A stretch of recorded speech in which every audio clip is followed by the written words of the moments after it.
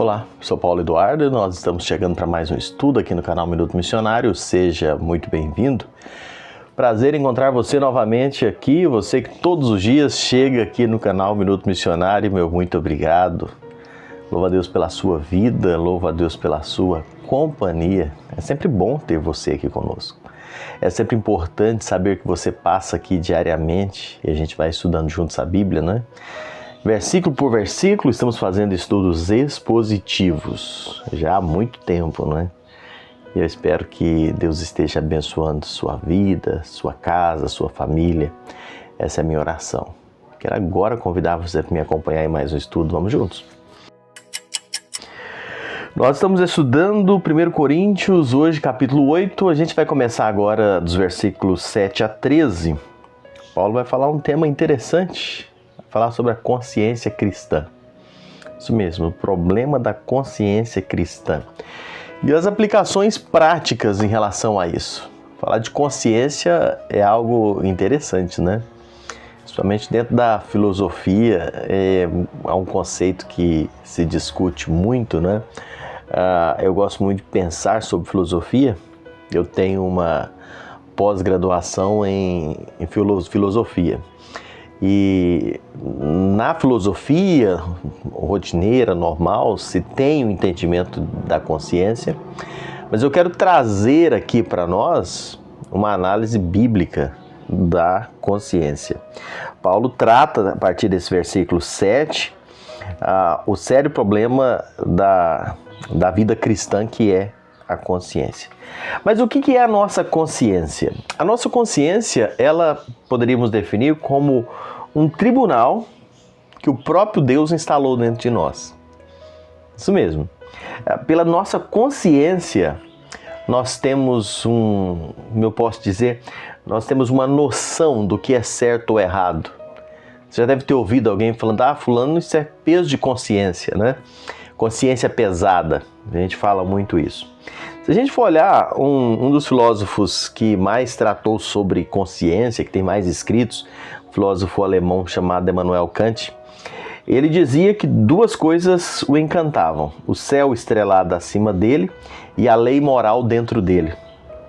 Sabe, irmãos e amigos, Deus colocou essa lei moral dentro de nós.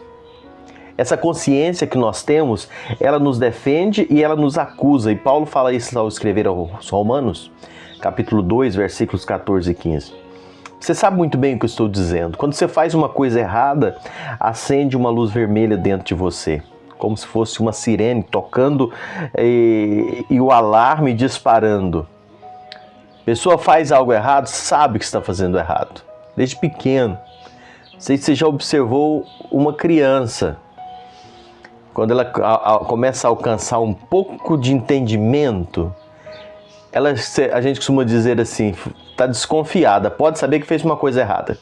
A criança já cresce e junto cresce essa consciência. Essa consciência que o próprio Deus colocou dentro de nós, trabalha e mostra quando nós fazemos algo errado ou não. É o que Kant dizia, é a lei moral dentro de nós. A consciência é um tribunal interno, onde as nossas ações são julgadas, aprovadas ou condenadas. Romanos 2, 14 e 15, novamente eu quero te lembrar e incentivar você a ler. A consciência não é a lei, mas ela produz um testemunho diante da lei de Deus. A consciência depende do conhecimento. Quanto mais conhecemos a Deus e a sua palavra, tanto mais forte é a nossa consciência. Warren Wiersbe já falava sobre isso. Você vai conhecendo a palavra de Deus, você vai conhecendo a vontade de Deus, você vai vendo quanto errado é certas coisas. Por isso que muitas pessoas hoje, longe de Deus, estão fazendo coisas que você conhece um pouco a Bíblia, você olha e fala, gente, mas como pode fazer isso? Quanto mais você conhece de Deus, mais você tem noção do que é certo, do que é errado. Ou seja, mais a sua consciência, ela te dá um sinal de alerta. Você sabe o que deve fazer ou não deve fazer. Richard Sibbes, ele dizia assim, ele era um puritano, ele dizia a consciência como um tribunal no conselho do coração humano.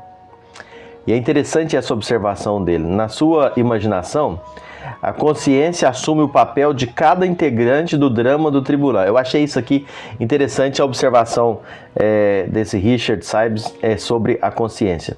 Ele diz assim, o arquivista grava os detalhes exatos de tudo que é feito. Jeremias 17:1.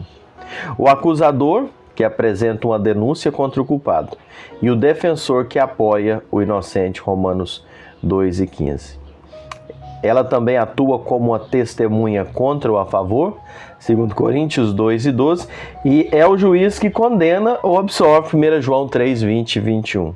E também é o carrasco que castiga o culpado com tristeza quando a culpa é descoberta, 1 Samuel 24:5. Tudo isso dentro da nossa consciência. Acontece todo esse processo, como se fosse um tribunal. Mostra o erro, tenta defender, tenta acusar, faz o julgamento e, se está errado, traz aquele peso de consciência terrível. Isso tudo o Senhor Deus colocando dentro de nós. Paulo traz para nós, voltando para o nosso contexto aqui de Corinto, que alguns crentes de Corinto tinham um problema de consciência fraca. John MacArthur Jr., ele comenta, ele afirma corretamente que a consciência fraca é hipersensível e exageradamente ativa quanto às questões que não são pecado. Ainda é aquela questão do comer carne, que a gente vem estudando nos últimos dias. Se comer carne sacrificada aos ídolos era pecado ou não era pecado. Essa consciência chamada fraca nas Escrituras, porque ela se ressente muito facilmente. Então, por ser uma consciência fraca, eles não tinham discernimento muito sensível quanto a essas questões do que podia, do que não podia. Uma consciência fraca, ela tende a se afligir por coisas que não trariam culpa para os crentes maduros que conhecem a verdade. Então, uma consciência fraca é o resultado de uma fé imatura, de uma fé frágil, e Paulo usa 3 vezes a questão de consciência fraca. Por que nós podemos trazer isso para a nossa vida? Quanto mais a pessoa conhece da palavra de Deus, ela cresce espiritualmente, ela tem fundamento para poder tomar decisões em paz. Lembra dos crentes fortes que Paulo mencionou anteriormente aqui? Aqueles que viam a comida que foi sacrificada aos ídolos ali, eles não comiam em determinado ambiente, e em outros ambientes eles comiam porque sabiam que aquilo não tinha nenhum problema. Aquilo, o ídolo lá era um pedaço de madeira, de gesso, não iria trazer nenhum problema para a sua vida, mas eles tinham uma consciência firmada, uma consciência forte, fundamentada na palavra de Deus, na vontade do Senhor. Os fracos, eles preferiam não comer nada para não se afligir, e isso traz para nós a necessidade de nós buscarmos mais a palavra de Deus, estarmos mais fundamentados dentro do plano do Senhor, dos propósitos do Senhor, para que a nossa consciência possa agir dentro da vontade do Senhor. Não uma consciência frágil, não uma consciência fraca, e também uma consciência que não reconhece o que é certo e o que é errado. Ela só vai estar funcionando dentro do plano e do propósito do Senhor quando nós estivermos fundamentados na palavra. E é por isso que a Bíblia nos exorta a conhecer a palavra, a esconder a palavra, usando a expressão bíblica, né? Guardei a tua palavra no meu coração para não pecar contra ti. Quando eu estou fundamentado nas Escrituras, a minha consciência, o meu direcionamento, ele vai ser dentro da vontade soberana do Senhor. Então eu vou poder agir, não é? De forma que agrade e glorifique ao Senhor. Por isso que Paulo traz isso aqui. A nossa proposta é continuar falando isso no próximo encontro, se assim o Senhor nos permitir.